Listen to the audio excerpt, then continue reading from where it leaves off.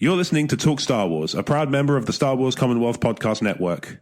Check us out on the web at starwarscommonwealth.com and take your first steps into a larger world.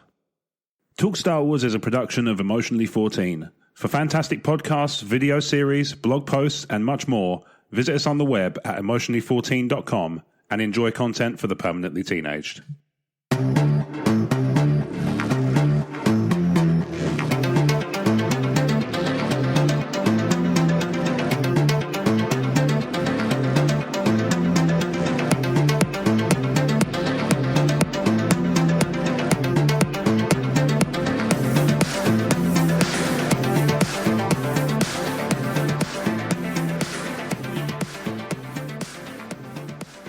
Hello there, and welcome to Talk Star Wars, episode 182 from Emotionally14.com. I'm your host, Rob Wade, and I'm joined, as always, by the Chewie to my Lando and to my Han, the Neon Numb to my Lando, and to other people, no doubt, I'm sure, at some point in time, Brad Harmer-Buns. Yub nubs, your chihuahua. How are you doing? I'm well. How are you? Yeah, I'm fine. You look warm. I am warm. For some reason, my house seems very, very warm today. I'm also shattered. I've been potty training a small girl all day, and my own, just to clarify. I was going to say, I should hope so. Not just what I found, because that's legally questionable. Well, you can understand my apprehension after last time. I understand your apprehension. Yes, there's been lots of running after her today. Sure. So I'm absolutely shattered. Yeah, understandable. Yeah, she has done brilliantly. We're very, very proud of her. She's really taken to it, but it's a mentally exhausting experience. Yeah, I can imagine. For the stay-at-home parent. Yes, I can only imagine. Yeah. You forget how much of a big deal certain types of peeing are over the course of your life. Yeah. Sure. Well, I mean, ideally not for a few years after that. No. How's your week in Star Wars been? That's what we normally do to get away from. Yeah. Let's avert the urine. Yeah. I'm trying to think if there's any Star Wars episode title in the first minute. Brilliant. You're listening to Talk Star Wars episode 53. Let's avert the urine. All right. We'll see how we get on with that one. That's possible. Okay. Star Wars, week in Star Wars. I don't know, I've been watching a lot of trailers. Lots of news, yeah. We've finally had stuff happen. Yes. More stuff at a shareholders meeting than we actually seemed to get at Celebration to me. Which is odd, isn't it?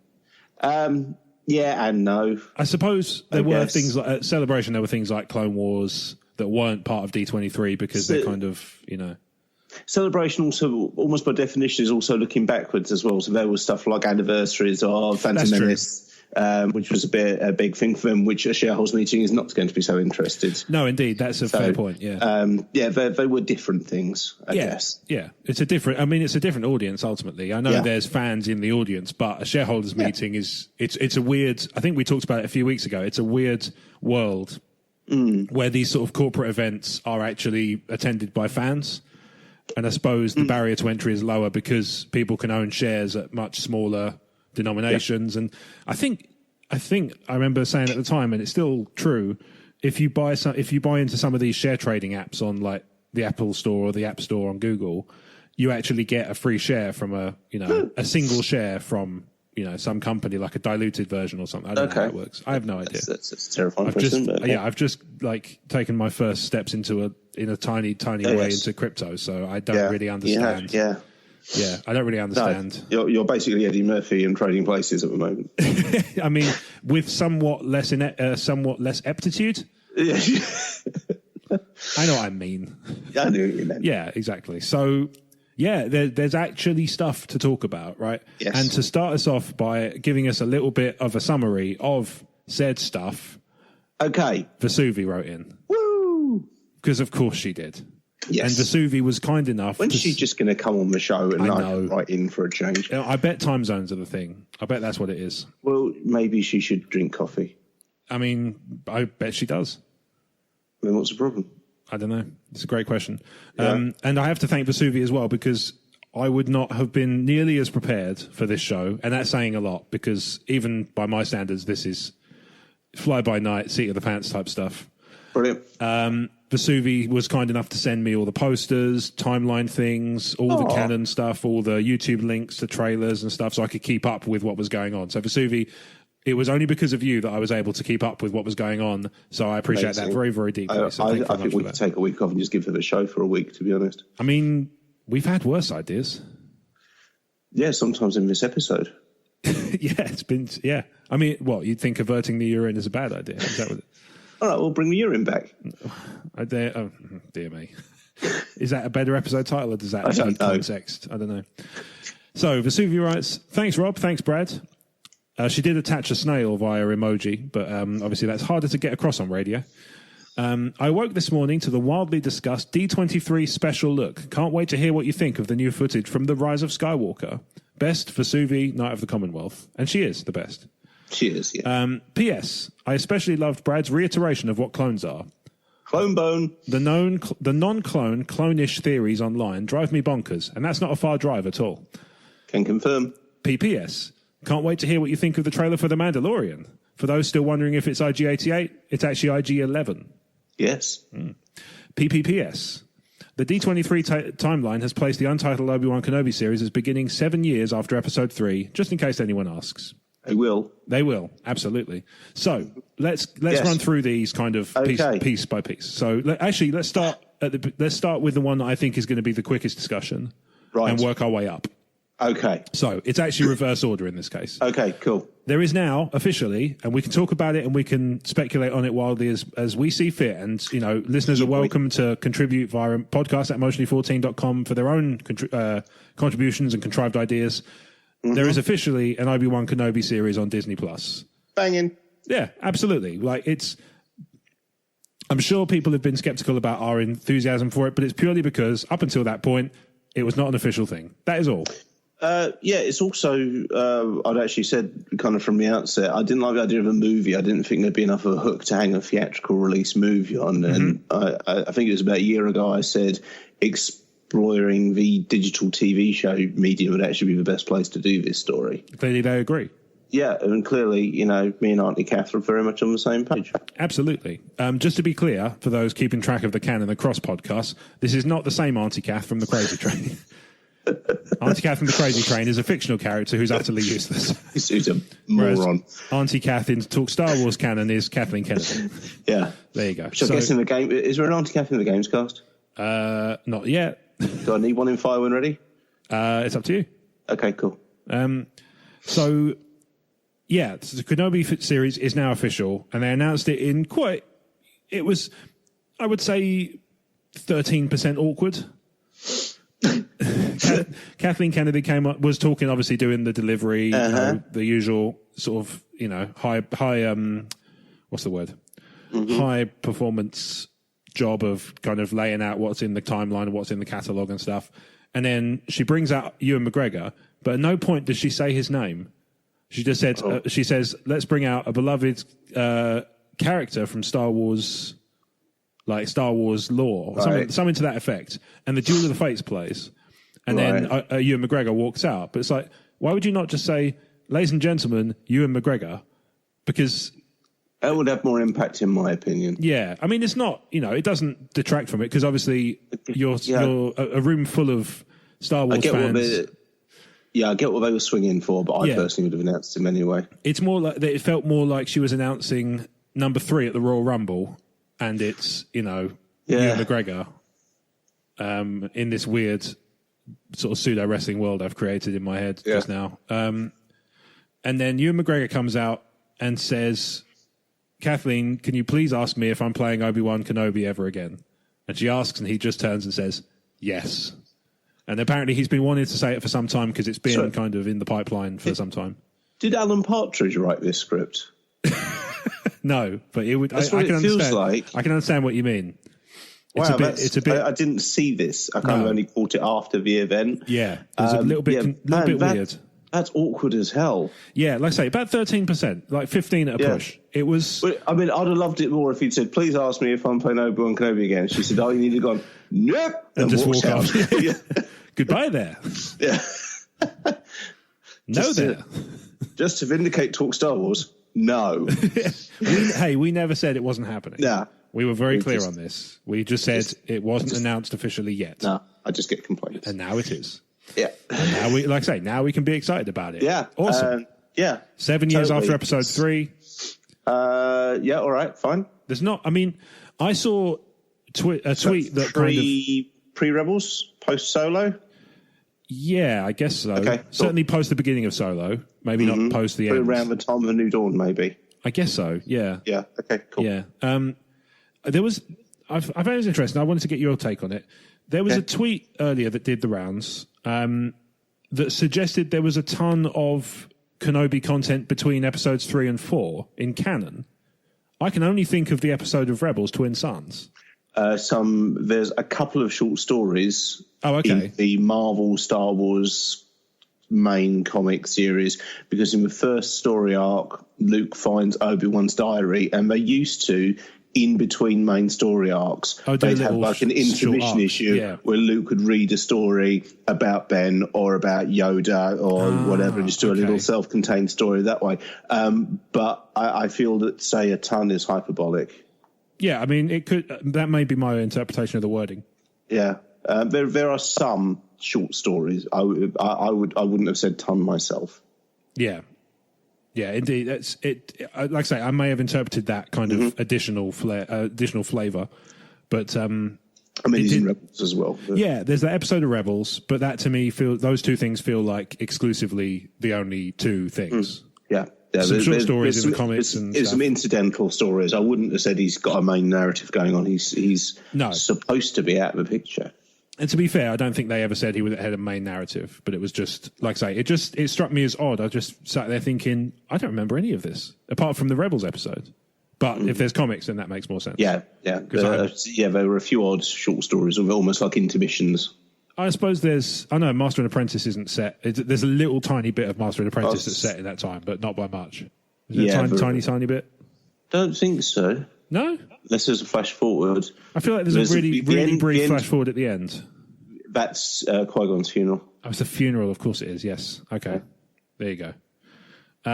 So, yeah. Ewan McGregor. It is still my favourite Star Wars meme is it's at Qui-Gon's funeral and Obi-Wan looks over at young Anakin and goes, "That's going to be you one day." Twice. So here's an interesting thing about this announcement. It also coincides with the first trailer for The Mandalorian, which suggests that he's also going to be spending a lot of time on a desert planet. Yeah. They did show him going elsewhere, to be clear. There's a lot of desert planets in Star Wars. Yes. And I think there is a canon reason for this, and I also think there is a meta reason for this. Okay. The canon reason is, as established in Alphabet Squadron, the Empire mines a lot of planets of all that's good to them, which in later periods of the time would result in more planets like Jakku, where it's all just rusted and corroded and has almost been strip mined of anything of worth. Okay. So there's a way to explain why there's more arid or desolate planets than you would. Yeah, because they kind of probably also mess up the climate as well, right? Yeah, more planets of that type than you'd expect without intervention. Yeah. The meta reason for it is, firstly, it's marketable because everyone thinks Tatooine from the original trilogy. It's very much part of the look of Star Wars to the more casual fan. Yeah. Also, they're incredibly cheap to film on and render in CG and draw in comics and make in video games. Okay, yeah. So then we've got the trailer for The Mandalorian. So Vesuvi wants to hear our thoughts on it. I thought it was awesome. I thought it looked super fun. It looked like exactly what I was expecting it to be. Yeah. I'm pleased Carl Weathers is still knocking around as well. Yeah. I'd almost forgotten he'd been announced for it. So when he popped up, I was like, awesome. Yeah, I kind of went, finally. Yeah. Oh, yeah. Finally, there he is. Finally, some Predator Star Wars crossover. Yeah. And there was Werner Herzog was also in there. Yeah, that was unexpected. Yeah, it was unusual. And I did my normal thing going, is that Klaus Kinski? I thought it was Werner Herzog. It's fine. Yeah. Is that Jeffrey Rush? Yeah. Stellan Skarsgård. How are all of these actors in that one spot? It's weird. Yeah. I can't get my head around it. But so we basically got most of the main announced cast now because Pedro Pascal's underneath the helmet. Yeah, I do like it. I had heard it was not it was actually IG-11. Yeah. which I'm fine with, because that means IG-88 can go and have his own adventures, and we've got a new character who can go and have his own adventures as well. Voiced by Taika Waititi, right? Taika Waititi, yeah. I have also heard a rumour from somewhere, and I'm going to say it's a rumour because I can't remember exactly where I heard it. Okay. Apparently, IG-11 constantly gets mistaken for IG-88, and that's actually played on as a running gag in the series. Oh, okay. That's kind of cool. I can imagine Taika Waititi being quite good at that. Yes. Having some fun with that stuff. Especially gives him his What We Do in the Shadows voice. That'd be amazing. Yes. Yeah, that would be good. So I thought the whole thing looked really cool. Like, visually, it looks spectacular. Everything looks incredibly crisp, and it's all dingy and sort of rusted and greyed out. And there was some really cool imagery with, like, the Stormtrooper helmets kind of up on pikes and things. Yeah. I'm interested to know what planet that is, because... Shout out to the various Legion Facebook groups who are already modding a load of Stormtroopers helmets on spikes. Of course they are. Of course they are. Yeah. So then, we also saw what I thought actually could well end up being Takadana. So there's a point in the trailer where there's a landing ramp that's descending, and he's sort of standing in the doorway, and you sort of see this planet unfold. And it's very verdant and green, and it makes me wonder if maybe they might put a Maz Kanata cameo in there somewhere. There'd be no reason not to. Exactly, it makes sense, that would right? Gel. Yeah. She's got Mando flags up on the... Maz has been around for a long old time. Yeah, and she's got Mandalorian flags up on the castle as well. Yeah, so, totally. Why couldn't she have a visitor from Mandalore? Or somebody or at least somebody who wears a uniform. Yeah, totally. I suppose, on the one hand, I'm kind of torn, because on the one hand, I would have liked to have seen Pedro Pascal with the helmet off, but at the same time, I don't mind it because it kind of gave me that same feeling as when I watched Carl Urban in Dredd.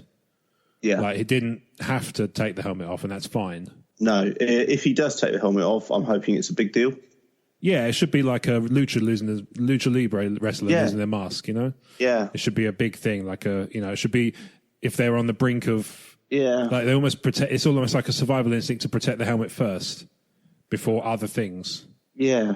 Or maybe even if it is like the Lucha thing and the uniform's been passed down, it's kind of a Dread Pirate Roberts thing. Oh, yeah, that could work. Yeah, that could be fun.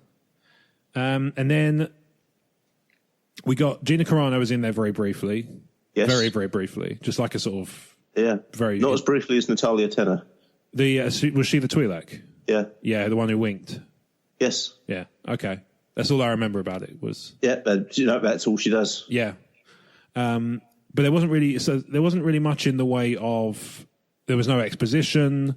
Nope. It was just him going and getting some stuff from Carl Weathers, and then going and speaking to Werner Herzog. Yeah. I have a feeling Werner Herzog might be one of his targets over the course of the series.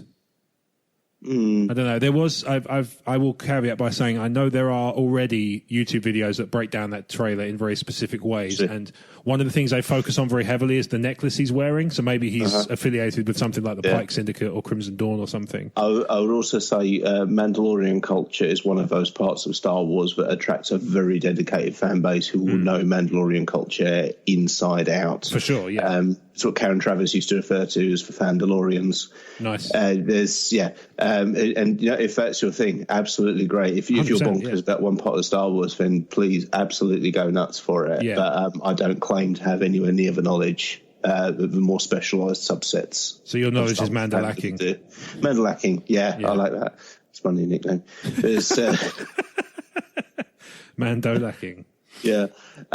So there's guys out there who will pick that apart and will work it all out. There's some really dedicated subsets of Star Wars fandom, like the guys who are massively into the capital ships and know them inside out. And I think I have a reasonably good general knowledge of Star Wars, but I'm not able to kind of do stats and figures and ancient history like I used to be the guys who are specialised are. I used to be able to do that stuff. A little bit, certainly more than I do now, but over time I've just found it kind of ebbing away from me, like the sort of interest in the minutiae. It's kind of ebbed out, and I've just become a bit of a sort of geek of all trades, really.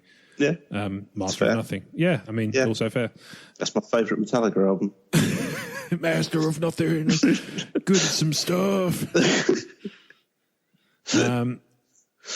I don't really have much else to say on the trailer. Like I say, I'm really positive on it. My only hesitation, and the only thing I'm salty about is the fact that we're going to have to wait 3+ months for it to come to the UK. Yeah, and it's unacceptable. It is. It's pants. Yeah, it really I heard again. I can't remember where I heard it, so caveat may not be true. Apparently, it's something to do with TV licensing in the UK. There's a few extra hoops they need to jump through. I heard something to that effect as well. I think, if I remember rightly, there's a deal in place with Sky. Oh, okay. Because I know they have a Star Wars Sky channel. So maybe they're waiting for that to run out. To expire. Yeah. Okay. But then I've heard everything, If it's something that's not explicitly Disney's fault or apathy, then I'm a little more forgiving of it. Yeah, I understand. But at the same time, I would almost be inclined to say, just buy it out. Yeah, or just do it.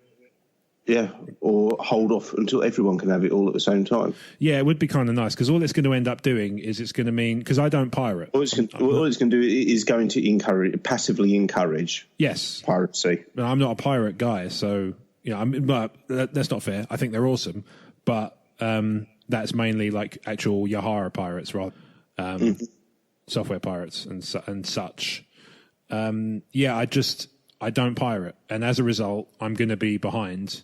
And I'm going to have to do, basically a Kessel run to avoid spoilers every bloody week. So that's something they announced, actually, which I found interesting, was that they're going to fly in the face of the Netflix model and actually release episodes weekly. I have that, yeah. Yeah, I'm good with that, personally. This one. I have Amazon Prime as well as Netflix, and I find I was enjoying the series that drop weekly equally as much, if not more, than... Netflix is cool. I think there's room for both. I mean, Netflix still does do some weekly releases as well, because I think Star Trek Discovery has always been weekly release. Okay, so they're not... I don't know if that might be something to do with the fact it runs in tandem with a cable broadcast in the States. Oh, that could be it, yeah. Yeah. Could well be. I'm easy with either, to be honest. Yeah. Yeah, but I think there's room for both approaches. Yeah, the thing that annoys me about it is more, I could live with not having access to Disney Plus on the day if it was kind of supplemented by some ability to buy like a season pass on iTunes or something. But you can't even do that. And it's just, it's really poor, Yeah. It's unfortunate. I say, if it turns out, I think you're right, if it turns out to be a licensing thing that they can't do anything about, they've got a contract that needs to run, and maybe they've tried to buy it out and they've been rebuffed because it's probably a really good money spinner to have a Star Wars channel. Yeah. Then fair enough, but it's still unfortunate. And I'm sure I'm sure we're not going out of our... Did you see they announced some new Marvel series for Disney Plus as well? They did, yeah. Including Moon Knight. There was a mix of stuff I was kind of, about, and then a mix of stuff like, okay. A Moon Knight series, I was excited about because he's one of those minor characters that I got really infatuated with when I was younger for some reason. Then when I saw the logo drop, I was like, ooh! Especially if bring Warren Ellis on board, he'll make it hyper-violent. He could make it work, yeah. Warren Ellis's Moon Knight run was fantastic. Was that the one... What was it? The rumpled suit look.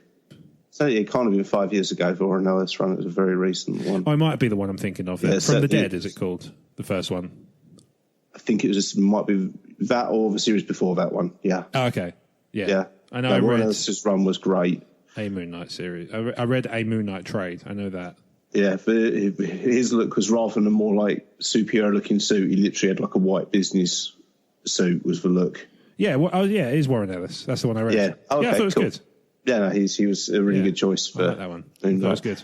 And Ms. Marvel, who's again another one of my favourite characters from the more recent. I've never been that taken with her personally. I read when I had Marvel Unlimited, I read the trades, and I just it wasn't really. I don't know. It didn't feel like it was for me, and I was just like, whatever. It's a big enough multiverse. That's cool. Sure. Yeah. And She-Hulk, which is fine. She-Hulk's one of those. She-Hulk, I find it depends on creative team whether it works for me or not. Sometimes I really like her, sometimes I'm really about her. Fair. I mean, there's a lot of comic characters I'm kind of like that with. I can, like, for example, I can really get into a really good Superman story, but generally speaking, the character kind of doesn't do much for me. Yeah, and I've read some John Byrne Superman stuff recently, and it's for writers who can make Superman human are the best ones. Yes, indeed. I say, there's some really well done Superman stuff. I don't mean to sort of rag on the character fully, because I know it has his fans, and that's fine, and more power to you. But beyond a couple of things like Red Sun, Doomed, things like that. I think he must be a hard character to write. Probably, yeah. Well, like in the not in the old video game, because I'm not talking about 64. I'm talking about Superman Returns on the Xbox and Xbox 360, and I want to say PS3 as well. Okay. They did what I thought was actually quite novel. They made Metropolis the health bar. So, like, he didn't take damage in the traditional sense. He was unbeatable, but the city took damage as the enemies kind of knocked it around. And if you let it go down enough, you would fail the mission because the city was destroyed. You up. Yeah, exactly, yeah. But I thought that was a really nice take on Superman. That's a really good mechanic, actually. Yeah, I like that. Shame, I've heard the game is not amazing, but at the same time, I mean, compared to Superman 64, most things turn out fine. But, you know, it's not the best. I'm playing Arkham Asylum at the moment. Well, I played some Arkham Knight the other day, mainly because I wanted to... The next one is apparently on PS Plus next month. Yes, it is. That and Darksiders 3. That we have to do, so I'm quite looking forward to it. Yeah, that and Darksiders 3, which I'm quite excited about. Darkstalkers mixed up. Which ones? Darksiders and Darkstalkers mixed up. Oh, okay, Darksiders is the ones about the Four Horsemen of the Apocalypse. Fine, yeah. Darkstalkers is the Street Fighter knockoff with... That's the one. God. Yeah. Darksiders is the one that looks... They all look like Warhammer versions of the Four Horsemen of the Apocalypse. Yes, yeah, very like Issa Rippig looking art. Yeah, lovely. Yeah. So yeah, that's... the next one is... 3 is coming out in September on PS Plus. Okay, awesome. But that's an aside, you know. Anyway, people don't come here to listen to hear us do an E14 Games cast. Yeah, exactly. Mandalorian. And if you want to do that, replace it, you can do that. Mandalorian. I'm tremendously positive on it. I just wish we could get it sooner. Yep. Legit. Absolutely. Yeah, legit get it sooner. Because I'm a legit kind of guy. He is. Can confirm. This is true. Yeah. Can confirm. Much legit. Such wow. Yeah.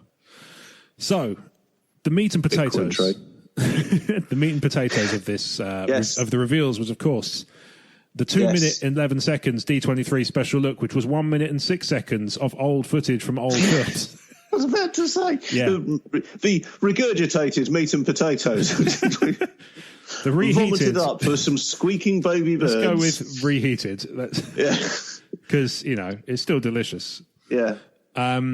So yeah, we got some new. All right. I think this analogy has perfectly now served its purpose and outstayed its welcome. So we got a minute of, I think, almost entirely new shots. It wasn't anything that leapt out at me as being used in the previous trailer. No, same here. Like there was a shot of the heroes of kind of the new trilogy staring out over what I can only assume is Batuu. Yeah, I guess so. I don't know, but it looks a kind of like the Galaxy's Edge sort of setting for the for I theme guess park. So. Yeah. We got. What was your favourite shot? Because I realised I could just rattle them off, but what shots kind of jumped out at you? These backlit Star Destroyers. That was so cool. Yeah. And then all the X-Wings and B-Wings and the Corellian cruisers jump in, and then they all just hit their hyperdrives and smash through the Star Destroyers, ending the film. Yeah, it was that so shot. They don't do that. No, that shot was I'm getting the impression that it's two distinct parts of the film. Oh, I would think so. I don't think what I mean by that is I don't think that the Star Destroyers are lining up for a space battle. I think they're actually dormant. Dry dock or quad drive yards or something. Yeah. Okay. Yeah. Apparently somebody said that when they sort of looked at it in a bit more, because obviously a lot of people have done a lot of... As soon as this stuff comes out, someone's screen grabs it and reaches for the contrast button. 100%, yeah. And people have already been on with that. We wouldn't have it any other way, you lovely mental people. But one of the ones that apparently was apparent to those who kind of scrutinised it a bit more heavily was that there were some lights on the Star Destroyers, but they didn't look like they were running a full complement. They looked like they were sort of, skeleton crewed. Running silent. Yeah, like running silent or just skeleton crewed. Okay. Very, very light touches of light here and there on the ships, and not like you could tell that not everything was lit up.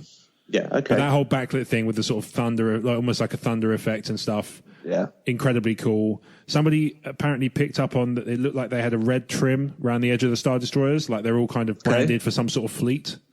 Chiss ascendancy? Could well be. Obviously, you couldn't see the underside of any of them, so they could have well been a Chimera in the mix. Could have also just been a fleet that was off in the unknown regions looking for stuff. Mm-hmm. Yeah, maybe. Could be the Knights of Ren. Could be the Knights of Ren. They all get their own ships because reasons. Could be Maul. Could be Maul. I don't think it's Maul. I don't know. He's been dead before. Yeah, I know. But at the same time, I think this. I think the last one stuck. Yeah. Okay. I think Obi-Wan made that one stick. Yeah, that's fine. Could be the Errant Venture. Yeah, why not? That works. Bring that back in. Why would you? What better place to bring that in? All the things to salvage from Expand the Universe and bring back in episode 9. I painted mine red. Okay. You do you. Yeah, you do you, boo boo. Well done. So yeah, I'm kind of with you on that one. I think the shots of the Star Destroyers were probably the coolest thing. Yeah. I'm gonna just rattle off a few. I'm gonna actually make use of our good buddy Mark Godsif's feed on Twitter, which is at Mark Godsif. He's been to Galaxy's Edge, the jammy sod. Oh wow, nice. He's spent the last couple of days there, it seems. So yeah, right, here we go. So it starts with the hidden city and the shot of the heroes. Mm-hmm. Then there's a shot of Leia, and that was quiet. Oh, that was a gut punch. A mild one, like you don't mean to do got damage. Me more of a first trailer. Yeah, because it was overcut with her theme as well. That would choke me up a bit. Now, this time I was more ready for it, I think, as well. Okay, yeah. So yeah, and then there's a bunch of rebel ships, like resistance ships, sort of hyperdriving in. B-wings. A lot of people are very excited about the fact we got B-wings back. Yeah, which is cool. I didn't realise it was such a fan base, but big B-wing fan base. Indeed, they're called B. They haven't got a name. Let's come up for them if you can. There's a small subset of Star Wars fans are fanatical about B-wings. I don't know why. I find them one of the most impractical vehicles in Star Wars. But okay. I've never been a big fan of Y-wings, so B-wings are always going to beat those out for me. So the Y-wings are just fighter bombers. The thing with the B-wing is the cockpit stays still and the body rotates around it. Yeah, which would mean something if you weren't in space. I guess we've never really seen enough. Much like Kylo Ren's crossguard saber, we never quite see enough of it to make sense of it. You know, I mean, like to see why it's good. They never really show off like what the advantages are of that. You know? Yeah, the crossguard. I mean, I know that there's canon explanations like the crystal is cracked, so it needs to vent. Which is, I mean, I understand. And he kind of improvises to use that as a weapon in Force Awakens. Yeah. But yeah, they never function as crossguards because obviously if a blade slid down there, it would just shear off a shroud. Yeah, exactly. So it's like it's not that, but it's not. It doesn't seem to offer. But then, like I say, you could show off how that might work in the practical terms.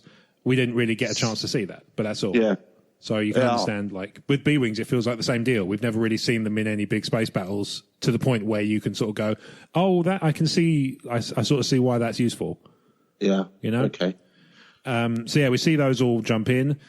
Although, like I say, although it jumps from that to the Star Destroyer fleet that's just kind of ominously lined up, it doesn't feel to me like they're connected scenes. They strike me as two different scenes.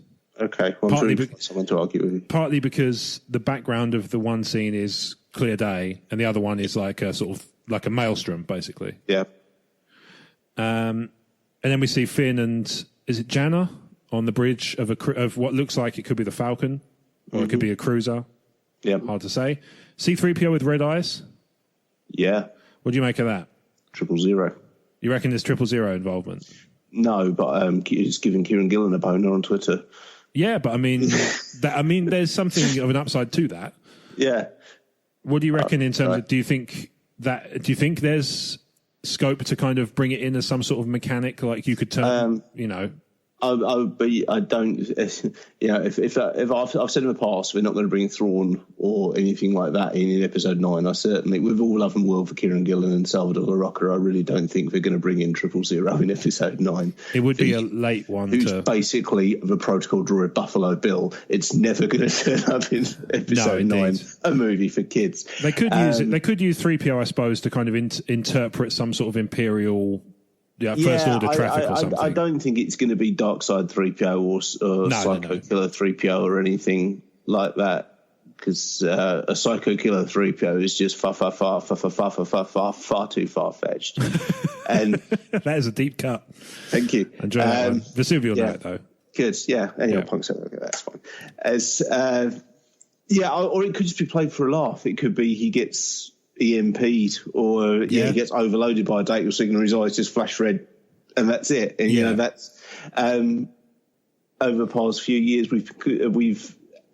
the trailers used to be show us something cool and we'd all get excited about it. From The Force Awakens onwards, it's been like watching Three Card Monty, where they're showing you something and you're wondering genuinely what the thing you're supposed to be looking at is. Yeah. Well, we'll come to that because there's we've already talked about it behind the scenes, but there's a thing we disagree on. Yeah, that's fine. Of course. We can do that. We're allowed. So yeah, I think the 3PO thing is very likely to be like they're hijacking traffic or some sort of signal, and it's just to demonstrate that he's kind of not his usual personality.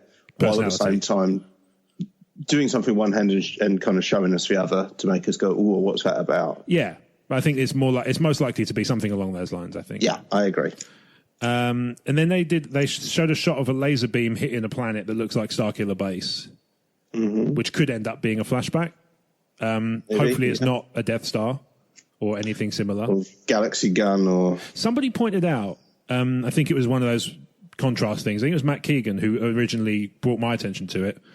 Underneath the Star Destroyers, it looks like they've got rather large laser cannons affixed to them that aren't normally on Star Destroyers. Yeah, I've seen the contrasted photo which shows that. Which sort of suggests... I mean, that could be a kind of Operation Cinder thing.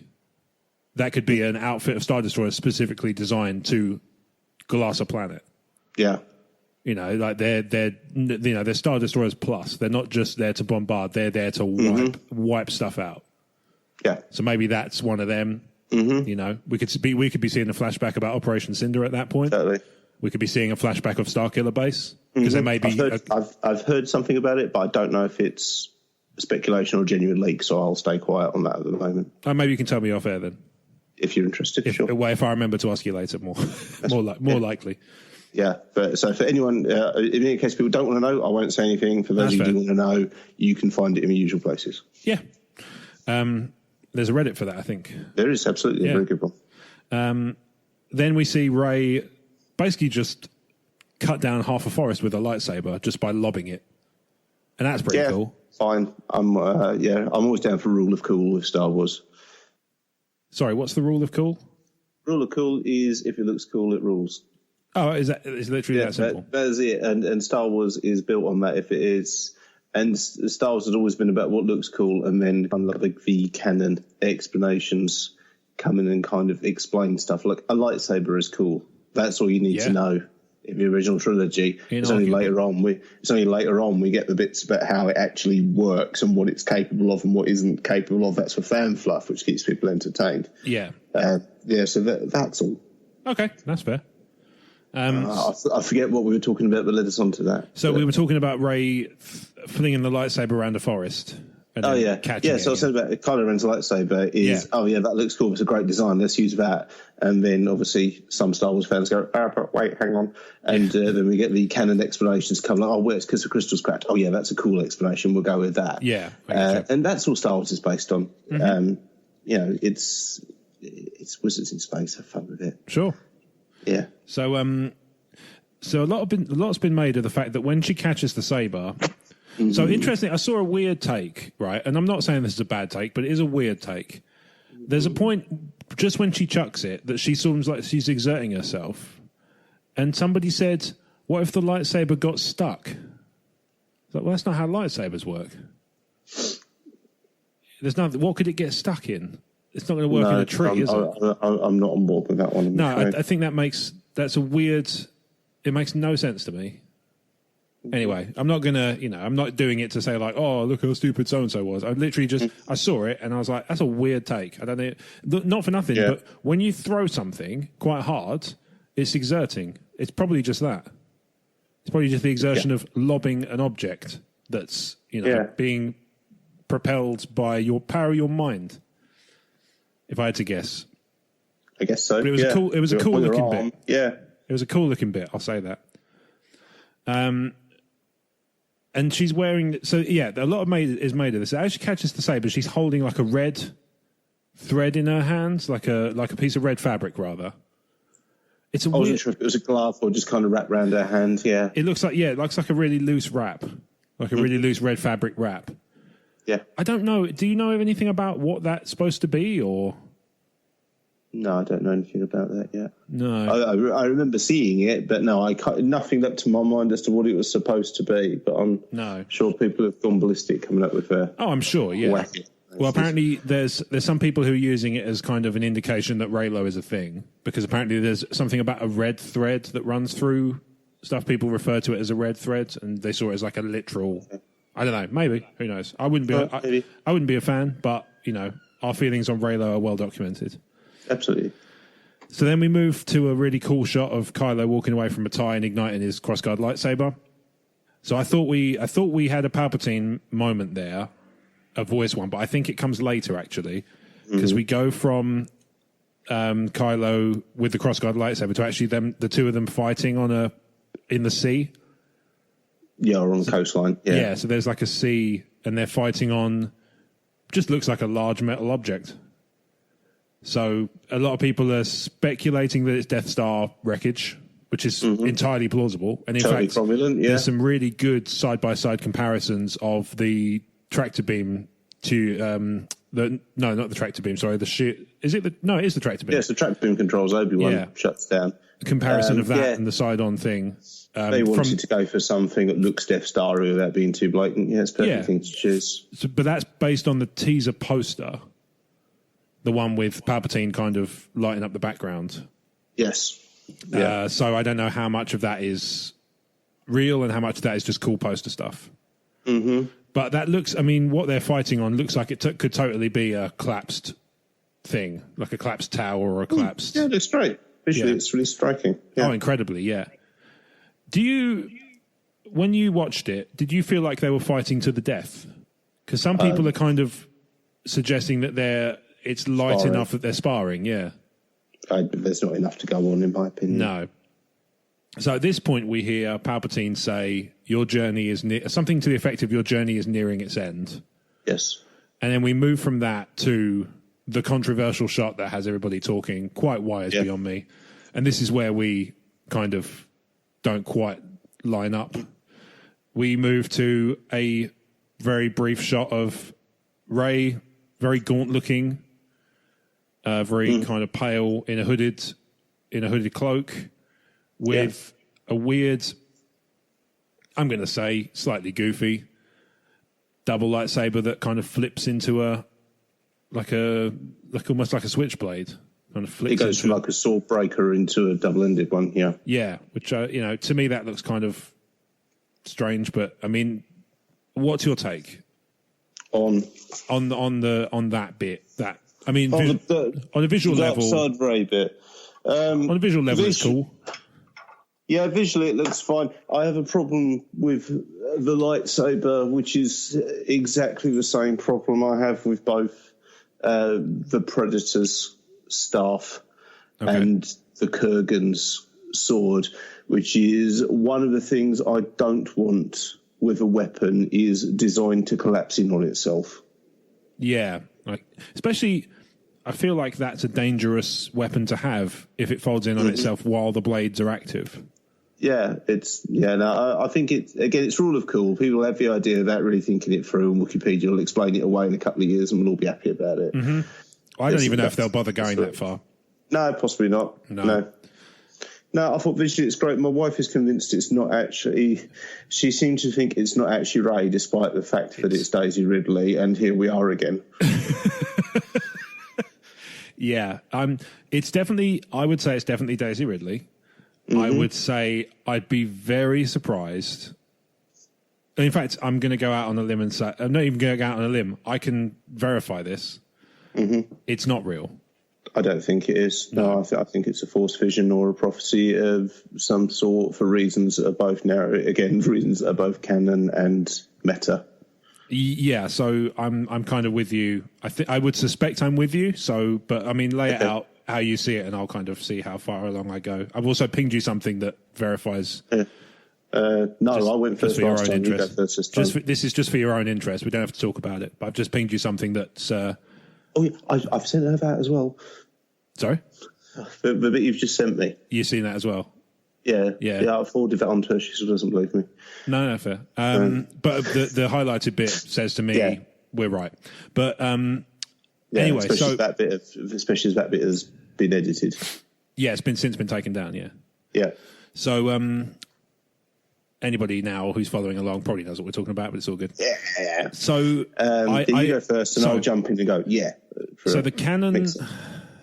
In canon, it seems purely too late in the day to resolve this. If you'd said to me, let's say I'd never seen these films before, like I'd not seen the new trilogy for whatever reason. Maybe I was in a cave on Mars and my fingers in my ears, but I'd say you'd be a terrible host for a Star Wars podcast. If you'd told me that bit ended the second film, I'd have said, okay, possibly. Mm-hmm. It's too late in the day to bring that in as a mechanic they can explore that will actually leave fans satisfied. Because there are a lot of people who are very vocal about this is something they want. I think they do. And I don't mean that to sound condescending. I just mean I think I think they like the idea of it, but I don't think they would actually be okay with the execution because it would just be rushed, because it would have to be. Because unless this film is a whole TV series worth of length, it can't develop that story in time. It just can't. It's not possible.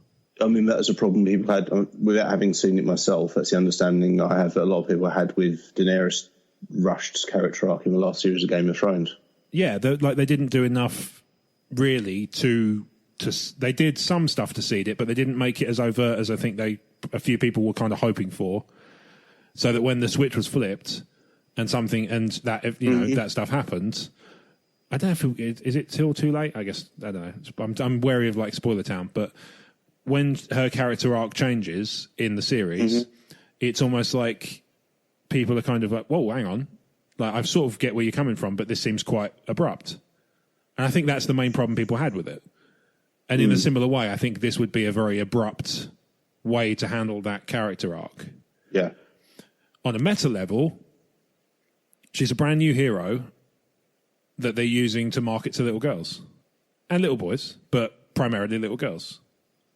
And I just don't see them turning her. Okay. And I will also point out that a lot of the people who I've seen on social media saying that they really like the idea of this are not little girls, because obviously, Twitter has an age restriction for minimum age for an account as well anyway. But, okay. And I'm sure there are loads of like small children in long coats who are circumventing that in a metaphorical level, but at the same time, they're not going to overtly reveal themselves. And if they did, I don't think it would be like this.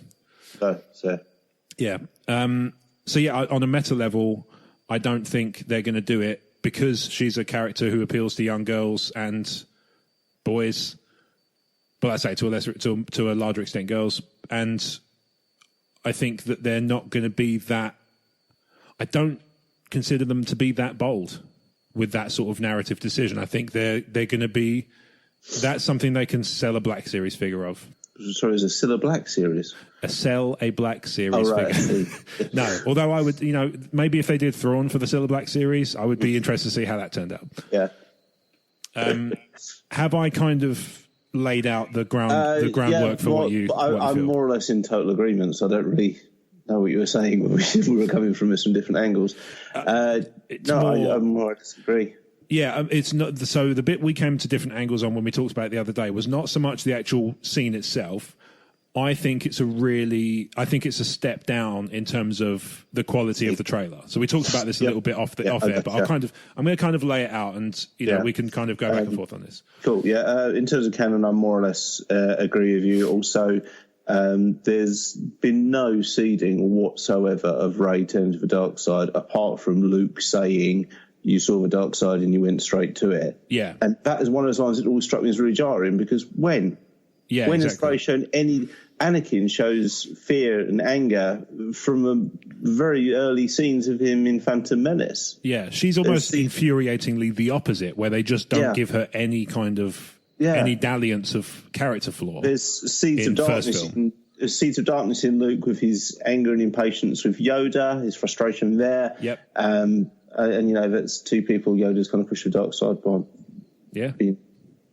maybe let's leave that for another day. Yeah, he's not the best. He's not the best headmaster. Let's say that. No, it's fair to say. And there's more of a dark side push with Luke, and certainly like the first hour or so of Return of the Jedi. Yeah, as well. I agree. Rey has had none of that. She's the closest we've ever seen her being angry is when she's frustrated because she thinks the Millennium Falcon's about to be flooded with poisonous gas. She's almost like put out by that rather than infuriated. Yeah, there's no anger, there's no hate in Rey. No.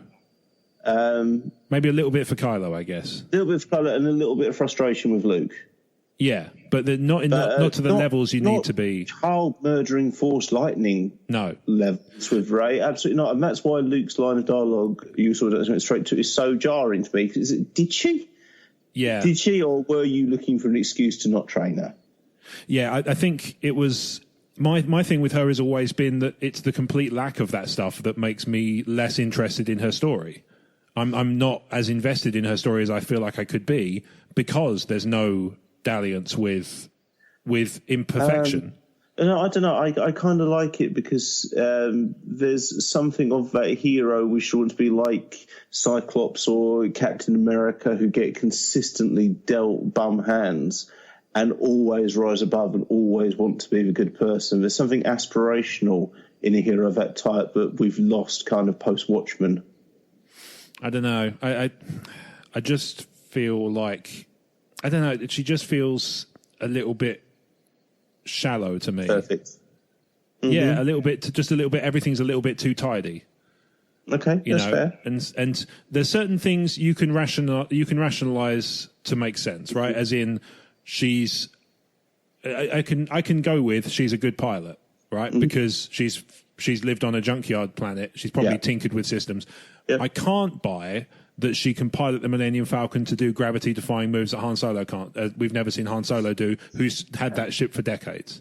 Yeah, stuff like that. It's that level of like she has to be effortlessly better than the characters who've done this stuff for years. Yeah, it's that stuff that kind of jars me. It's not so much the fact that she can do stuff. I'm fine with that. Like I say, the fact she can hand-to-hand fight, not a problem. Never crossed my mind that she'd have an issue with that. The fact that she can wield a lightsaber completely safely, less so. But at the same time, again, it's like it's hand-to-hand close combat fighting with a sort of bluntish weapon. In Force Awakens than she's in Last Jedi, to be fair. Yeah, and actually, I like her better in Last Jedi for that reason. Yeah. She doesn't exhibit that kind of effortless effortless perfection with kind of eye-rolling snark. Yeah, of like a self-insert fanfic character. Yeah, okay. Whereas Last Jedi, she actually has there's a bit more to her. She's a bit more, she's a bit more naive. She's a bit more, you see her in the context of Luke as well. And Luke is world-weary and beaten and experienced, and she's bright-eyed and bushy-tailed and optimistic and everything like that. And I think it works better in Last Jedi than Force Awakens for that reason. Force Awakens, she feels like I say, she feels like a self-insert. She doesn't feel like somebody I can kind of get behind. Last Jedi, I'm more invested in her story there. I think she's a better, more rounded character by the end of that film. Yeah. On the meta level, I completely agree. The strong female lead they've got going around giving high fives to 5-year-olds at their theme park they've just opened. They're not going to attend for bad guy for new series. Doesn't make sense. Absolutely not. As much as people like, as much as kids like Darth Vader because he's cool looking, as much as kids like Kylo Ren because he's cool looking. Yeah. Kids also don't necessarily understand the Empire's atrocities.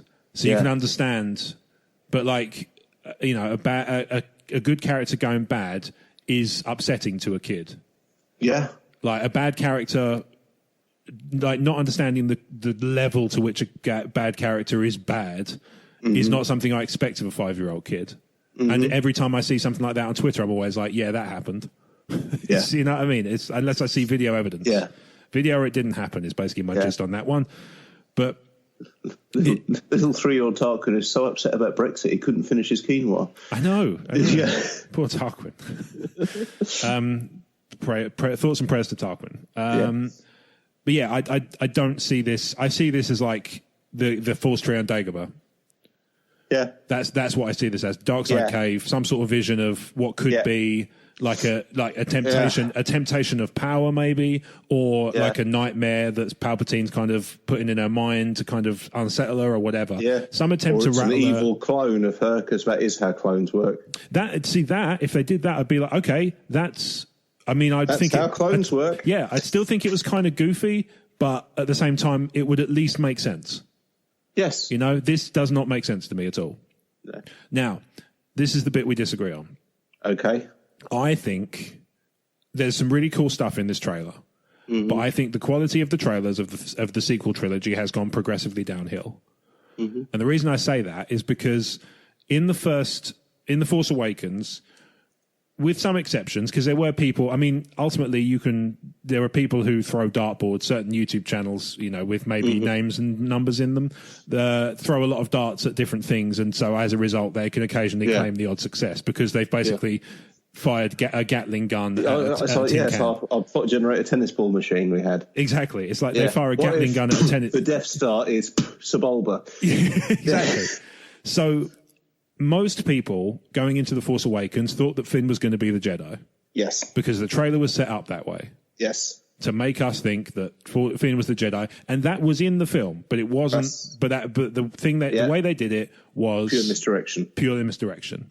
Yeah. Last Jedi, Rey says, "I need someone to show me my place in all this," and they lit Kylo's scene to make it look similar to that he was at similar place in the room, and he offers his hand, and it's like, oh wait, are they teaming up? A bit more tenuous, but still done in a way that was deliberately done to make it to muddy the waters. Yeah. This to me feels like the laziest misdirect because almost everybody has just gone, well, that's obviously not real. Yeah. And it's, I know, like, so lay out your point of view on this, because I do see it. I don't disagree with you that I think the trailers have gone downhill in terms of quality.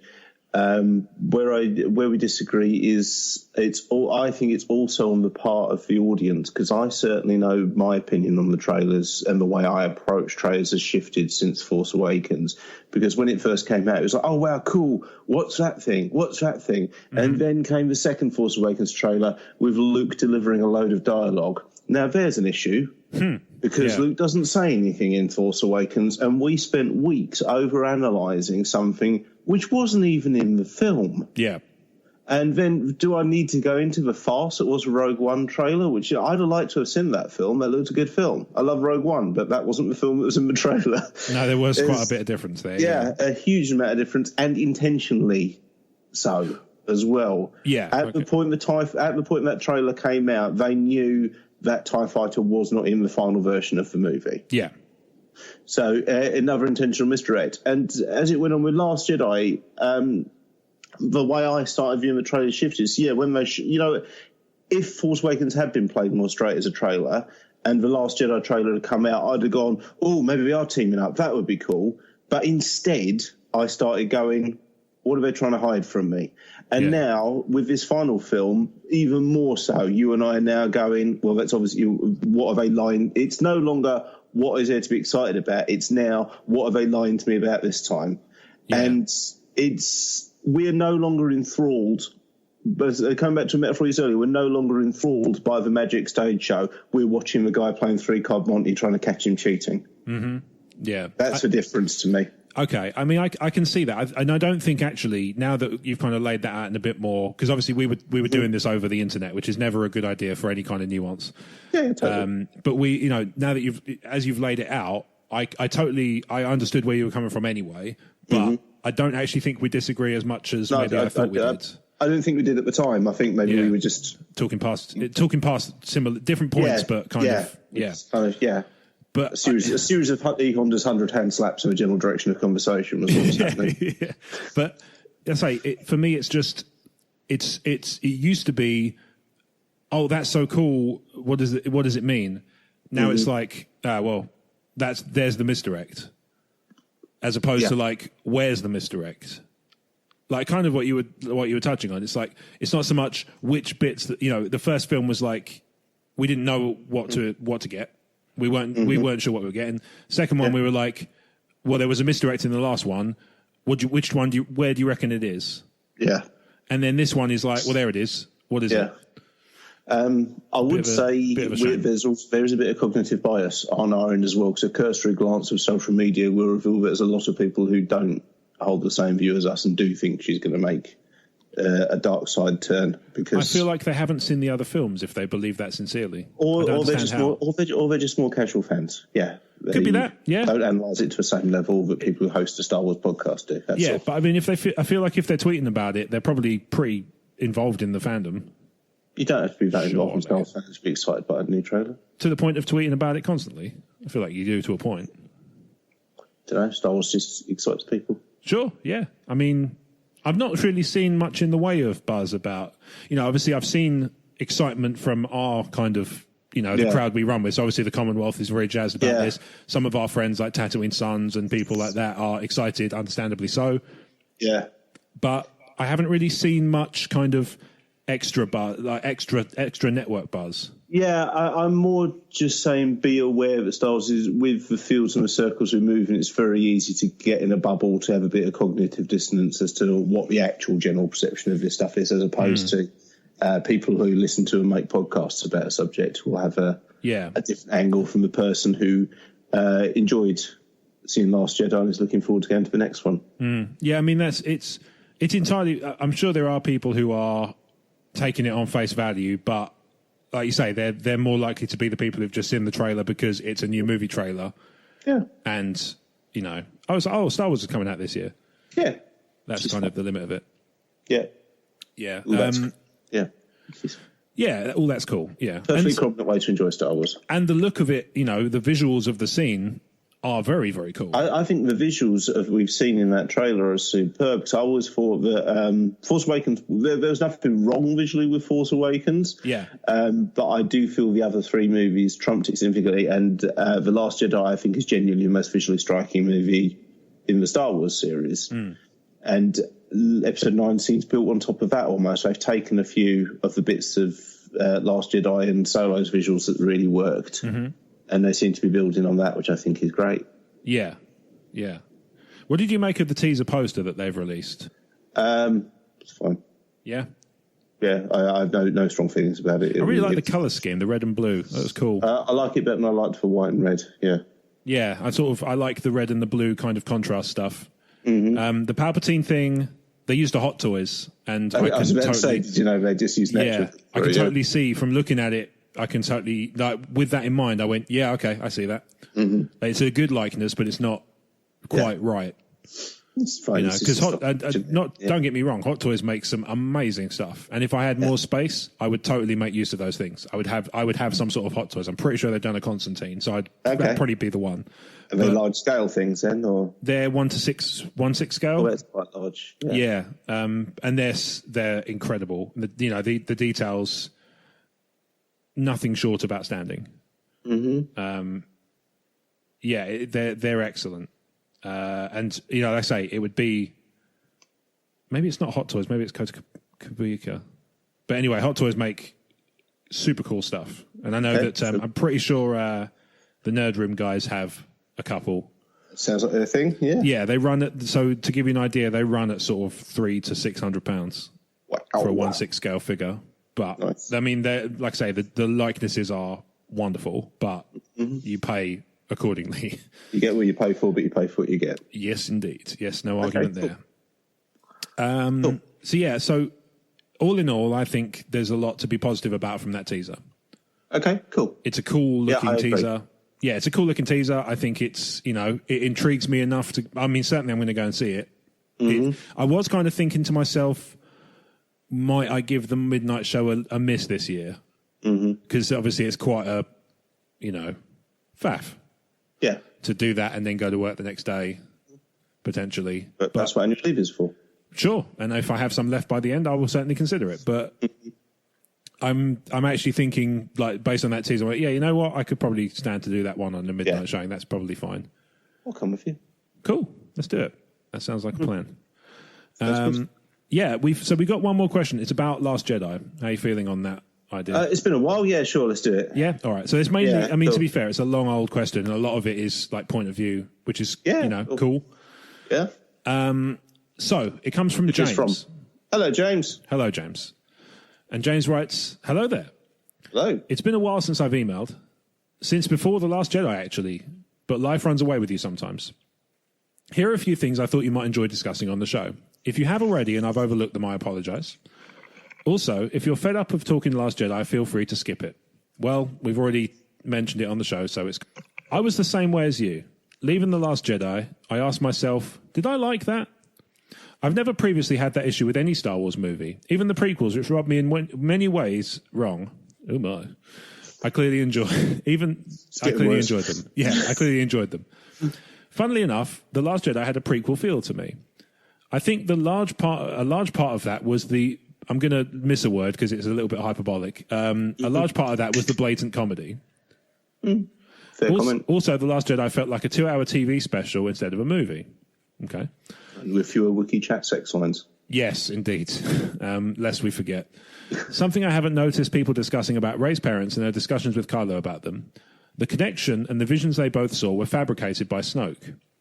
Her parents, being filthy junk traders, could have been an attempt to trigger self-esteem issues to turn her dark. Okay. I'd never thought of that before. I like it. I like that. The idea that Kylo's not lying when he says there were junk traders. He's just seen what Snoke wants him to see. Wants him to see. Yeah. Yeah, that's actually really cool. I really like that. Yeah. Do you know if they turn around and say if they use that to retcon Rey's really parents, good. I'm good with that. That's actually really, really clever. Mm-hmm. Okay, so this bit's for me, I think. Okay. The Holdo maneuver could be mass dependent. It requires a heavy mass to work against a large target, so an X-Wing wouldn't work. That's also why it wouldn't destroy a planet. Maybe a Death Star going hyper might, but then it doesn't need to. That bit fair. That last bit, Death Star going hyperspace doesn't need, it's overkill. I completely agree. Yeah. That would be a ludicrously over the top. For a planet, it would be amazing, though. To just especially if Tarkin and Krennic were not on it, and Tarkin just sent it through a planet just to mess with Krennic. Need a statement, not a manifesto. Actually, you know what? Manifesto. Just run it through there. Suck it, Orson. There's an alternate title for Rogue One. Suck it, Orson. Orson Krennic's good, no good, bad, terrible, good, bad. Whatever it is. Oh. The new trailer shows a dark Rey. I can't see that being anything but a Force cave scenario. Yep. Welcome to the party, pal. Welcome to the party. Welcome to 10 minutes ago. Yeah. I have loved Star Wars for 30 plus years, and the lazier storytelling of this closing trilogy has really dampened that. I would find it difficult to find interest in any Star Wars product if they brought back Palpatine, Snoke, made Rey a clone, or dark. Ooh. There's a lot of criteria there. There's a fair amount. If they bring back Snoke, I would be like, what was the point of killing him then? That would be fair enough, I think. Yeah. I would be annoyed. I would be similarly annoyed about that one. Mm-hmm. I think Palpatine, I think they're going to bring back Palpatine, but very much as a, I still don't think corporeal is going to happen. Maybe there's a way to, maybe that's what they're trying to stop happening. I can't see a way it could work, but if they find a way it could work, I'm not opposed to it in theory. Yeah. I've kind of softened on a couple of roundabouts, maybe. Oh, okay. Interesting. Yeah, Fair if he enough. Just pops back up and goes, oh, no, it wasn't me after all, then that's... I saw an interesting one the other day, actually, which I didn't... Mm-hmm. I wouldn't want to see it, but at the same time, I kind of liked that somebody went that to connect those dots. In Rebels, Palpatine is pictured inside the World Between Worlds. Mm-hmm. And when he's in the World Between Worlds, he's surrounded by this kind of blue energy, much like emanates from the reactor shaft at the end of Jedi when he's thrown down it. And somebody theorized that he could be using the World Between Worlds, and that energy you see shoot back up is actually the act of him kind of taking himself out of... Oh, I don't hate that. I don't... This is the thing. I don't know that I want to see it, but I don't dislike it. I really actually don't hate that. No, exactly. Like, I'm the same. For if you're relatively new to a show, that's actually got a glowing endorsement from me. That would still reset work, the clock. that would still redeem Anakin. Yeah, because he thinks he's done it. Yeah, and he's done the act. Yeah, that works surprisingly really well. Yeah. I say so. If you're keeping track of the Brad scoreboard, reset the clock. That's man. That's the more I think about it, the more it kind of yeah. I like it. I don't. If they do that, I don't think I can hate it. It's really clever. No, that's really really bloody good. Yeah, man. If they, it would be a deep pull Yes, because it would revolve around having or explain some take on World Between Worlds in Episode 9. It would, yeah. They've been bold before and it's paid off. Totally, yeah. Well, I mean, think about it. They've done it for, they relied on, well, actually, maybe not relied is a strong word. They traded quite heavily on people knowing Rebels characters in Rogue One. It didn't detract from the film, but I feel like there were quite a few kind of passing references. It wasn't like, oh yeah, that only makes sense if you know who Hera is. There were a few of them, though. I feel. Yeah, but I think there was enough that it felt like a conscious act of like, let's chuck a few in for. I feel like Maulin Solo is a better example. Maulin Solo is a better example. You're right. Yeah. Actually, yeah, that's fine. But yeah, I don't like that. Let's do that. All right, James. I almost want to, but I don't. Yeah, James Abrams, if you're listening, rewrite it. Do that. Mate, we don't know that he hasn't done that. No, it's not bad, is it? If he knows what Worlds Between Worlds is, yeah. Yeah, I feel like. Let's be fair. If he doesn't, the story group has done goofed. That should be the kind of thing they should be doing. Is if he says, I want to be able to do this, they should be able to say, you could do it using the World Between Worlds. He's like, what's that? And they give him, basically, you would hope they would just give him a bunch of, You take this home and watch it, yeah. Yeah, exactly, yeah. Give him some homework and away he goes. So we might be doing a disservice anyway. He might just be a huge Star Wars and Rebels fan anyway. He might be, yeah. I mean, stranger things have happened, right? Don't say it. I'm not going to say it. He says, browsing the comics. Okay, so James continues, I would love to see an in-depth character with an internal struggle with the dark side, but good needs to win. I simultaneously want Kylo to be redeemed, ideally by Leia, and also see him fall as a bad guy. Another redemption would feel lazy, so I hope it doesn't go that way. He doesn't ask much, does he? I want Kylo not to be redeemed. Yeah. Again, I don't hate it if he does. James has just got a series of demands, some of which conflict with each other. Which one's conflict, you think? I want some of this, all of that, but if you do that on the way, I'm not going to enjoy it. Yeah. If you do it on the way, you're rubbish. Yeah. I hate you. So... I feel like he's got a very set in stone version of what he does want and might be setting himself up for a fall. I mean, I'm thinking this is the kind of thing where I think he's probably gone, I want this and I want this and I want this, but there will be stuff that can happen that he's like, oh, that's okay. Yeah. I don't think he's intractable on it, is what I mean. But I think he's probably got an idea of what he wants, which is, no bad thing. But I think I would imagine he's probably pretty flexible on it. Mm-hmm. The OT was a nuanced version of Space Adventure. It had all the good always wins escapism that leaves you satisfied, combined with the bad guys keep coming that ratchets up the tension. Also, a solution of what to do with Leia. End the movie with her training new Jedi on a world somewhere. It would remove the issues of feeling like she had to be killed off, and it would be a wonderful tribute to a woman who suffered so much. Hashtag Leia is evergreen. I don't see it going viral, but it's nice. I'll work on more topics for later shows. Take care, fellas. James. Oh, well, thank you for writing in. Yeah, thank you, James. That was actually surprisingly less about Last Jedi than I thought it would be from the intro. Yeah, totally. Just a kind of couple of general thoughts. Yeah. But, I feel like it was a good... I sort of... he did say if you've done a lot of Last Jedi talk recently, feel free to skip it. But I thought with Rise of Skywalker having just dropped a teaser, it actually is kind of relevant to talk about it again. Yeah, totally. I get what I don't know that I feel Last Jedi had a prequel feel because it amazes me still just chatting to different people. Two of my close friends, some E14 guys, just in the same room. One said, no, tell a lie. Two different conversations with two different friends. Mm-hmm. One said, I just saw Solo. I really enjoyed it. It had the Star Wars feel that I'd felt 7 and 8 had lacked. Okay. A different friend that same week said, I love 7 and 8. It had the Star Wars feel that I felt the prequels had lacked. Weird. Yeah, but it is weird, but it's also just like Star Wars is so many different things to so many different people. Yeah, indeed. Like, it's nice in that respect. Yeah, everyone has a different ranking order. For sure, yeah. I don't think I've ever come across exactly to the same. Also, little Kyle, our new boy at E14, he saw Rogue One for the first time last week. Oh, amazing.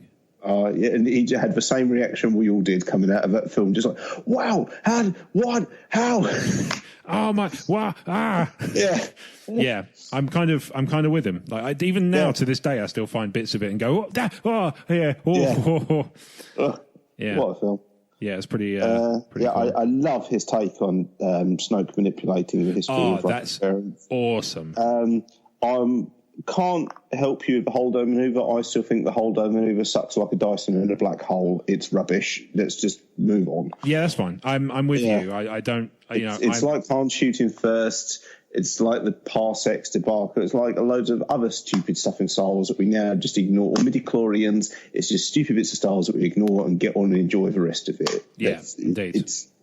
Yeah. There's a couple of things there's a couple of things that have proven to be kind of divisive when it comes to this stuff. What's interesting is I don't know many people who've said to me that they really love Canto Bight. No, that's because it's not good. There's a level of like it's not good, like we feel it's not good, but then there's also like usually you get somebody who's like, oh, I quite liked it, but I've not encountered anybody yet. I think Canto Bight, viewed objectively, tries to do too much and isn't very good at any of it. It's not the whole running around the casino bit is not funny enough to be a funny scene. Mm-hmm. It's not action-packed enough to be an action scene. The social commentary doesn't go far enough or have any weight to become an actual social commentary. It just feels a bit like a highlight reel of the ideas they probably should have committed more heavily to.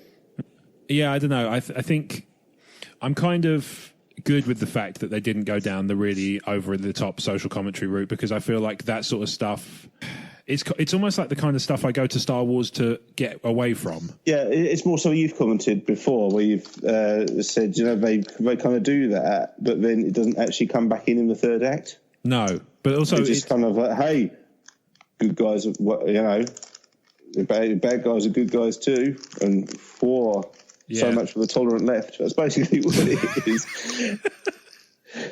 It's expressed in a slightly different way to how I do it, I guess. But I think the general gist is there. Sure. Yeah. It doesn't actually play it firmly enough to me. No. Well, I think I'm actually kind of good with the fact that it doesn't. I kind of wish they did it less. Okay. And it's only because like I said, I've touched on this many times as a general thing about the sequel trilogy. Mm-hmm. Less so with the standalones, although I'm sure if I looked hard enough I could find it. Mm-hmm. But the standalones, the sequels seem to be less subtle when it comes to stuff like that. The Empire is kind of, a sort of a take on totalitarian regime. They're a totalitarian regime with kind of, obviously inspired by Lucas's feeling on the US during the Vietnam War. It's well documented since then, right? The First Order is literally Nazis in space. Yeah. Muppet style. Nazis in space. Yeah. And for me that it suffers for that lack of nuance. And it's, and I'd say that's not to say I dislike the scenes, because I think that Domhnall Gleeson puts in a career defining performance in that speech. Yeah. I really, really love it. And I think it's excellent, his delivery and the whole thing. Yeah. But, Donald, if you're listening, we'd love to have you on the show sometime. Oh, 100%, yeah. So long as you just scream like that constantly. Yeah, just intro the show that way. Be amazing. We can get you and Saw Mail on the same episode. Oh, can you imagine? Phone in sick. Well, I mean, I'll have to buy new scenery. I kid. Seriously, still taking on the show. Yeah, for sure. So I'm always glad when they don't do that, because I don't think they're very good at it. Mm-hmm. In the sequel trilogy, I think they're actually quite poor at it. Of that kind of, they're too on the nose with the social stuff. It's a bit too. It just reads like, again, it reads like self-insert. It's like, oh, I want to, I feel like this is bad, so I want the character to say this is bad because the character is me. Yes, it's like you can relate to a character. Like there's this certain, I get this certain sense that like they want. It's not that they want the characters to be relatable to them. They want the characters to think and act and talk like them. And there's not. It's a subtle distinction, but it makes all the world of difference. Yeah. I feel like George for his faults, and we've talked about them, and they've been talked about for decades. He made characters relatable without basically just making them mouthpieces for his views. It felt like, whereas the writers now in the sequel trilogy, at least, like I say, the standalones, I don't feel it so much, and it may just be because of the sequels being written by different people. Mm-hmm.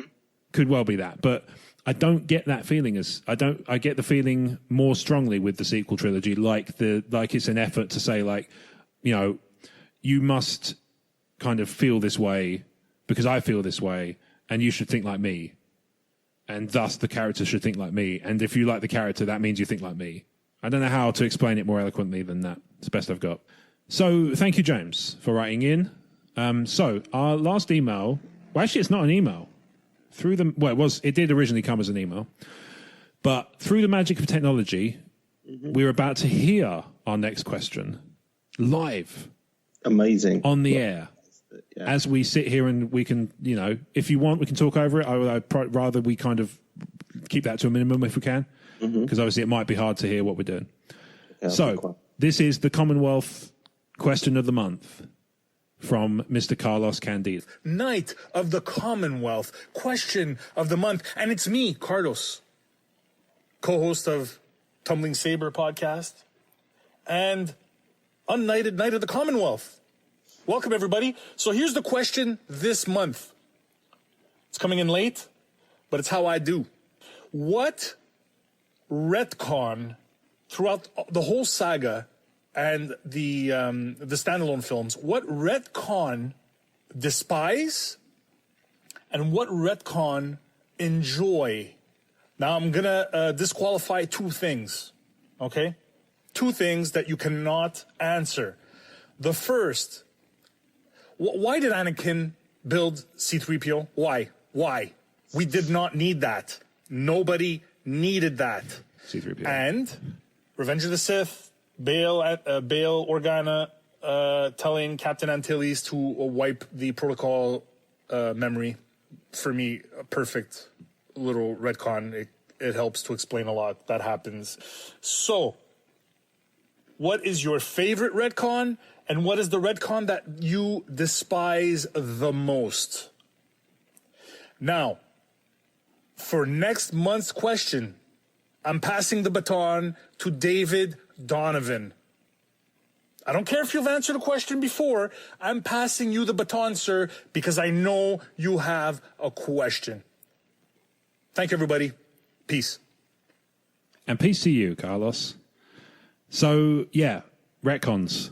Mm-hmm. Which ones do you like especially, and which ones fill you with rage? See, I'm annoyed I can't mention the two things I'm not allowed to mention because I have opinions, but I'll save them for when Carlos is next on the show. Okay, fair enough. The one I love is the why didn't you tell me about my father? What I told you was true from a certain point of view, because it is the single worst retcon in all of storytelling history, and everyone just swallows it. Like, to the point people don't even realise it's a retcon. It's so a part of pop culture that we just accept that Darth Vader is Luke's father, despite the fact it being established in the previous film that he's not. And they get out of it with the worst retcon ever, which is, I was bullshitting. Sorry about that. Yeah, I lied. What am I going to do? What are you going to do with it? What are you going to do about it? Yeah. That one to me, and it's the people who don't know what retcons is, you can use that as an example to explain it to them. Mm-hmm. It's genuine. It's awful, but at the same time, it's so readily accepted by people. It's good. Yeah. It's a hot mess. It's on every technical level, it's terrible, but there it is, and we will just go with it. Yeah. And that for me is why it's a good one, even though it's actually the worst one. Yeah. Okay. What about ones you dislike? Ones I dislike, I'm not venomously so, but I'm not a fan of midichlorians. Okay.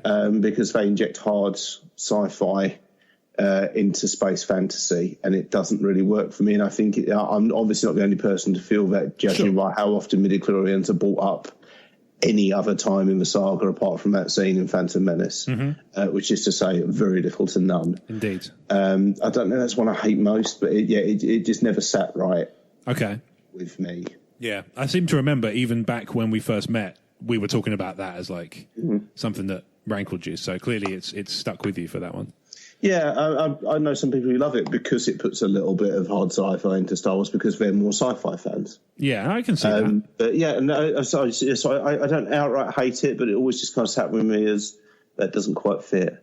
Yeah, I get what you're saying. It could have just been space magic. That was okay. Yeah, indeed.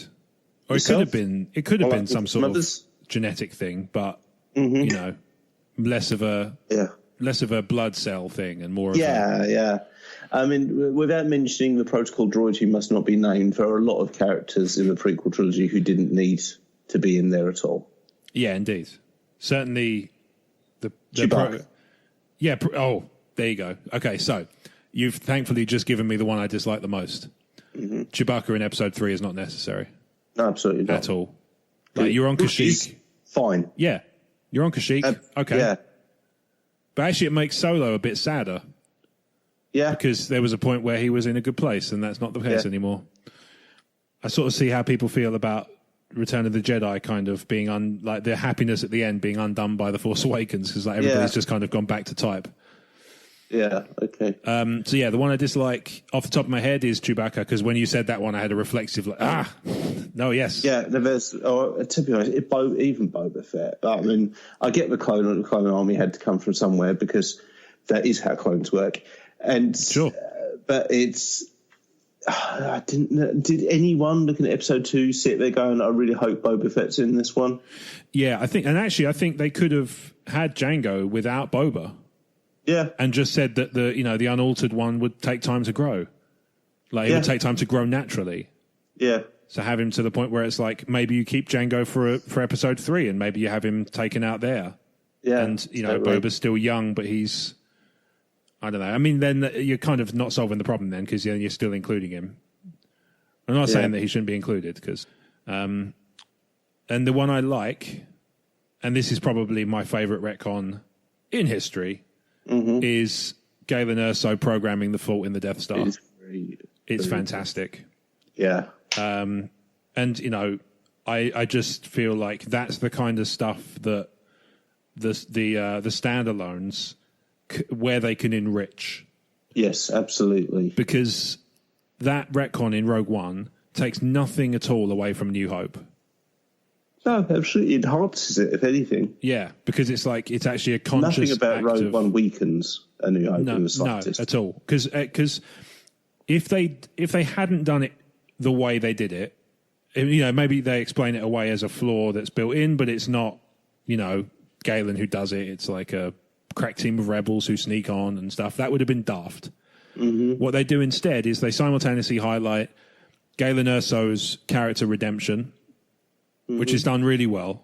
Yes. And also highlight the kind of the bureaucratic undoing of the Empire, because they're never going to, he says in his message to Jin, they're never going to find it. Yeah. Like I've put a weakness in they will never find. And I've what was it? He says I laid the foundations of my revenge or something. There's a really nice line that escapes me right now, the specifics of it, but just the whole thing of that reveal is just masterfully done. That is by far my favourite retcon in the series. Yeah, that is very good. Honourable mentions for ones I'm going to say one I'm not kind of quite sure how I feel about yet. Han Solo. Okay.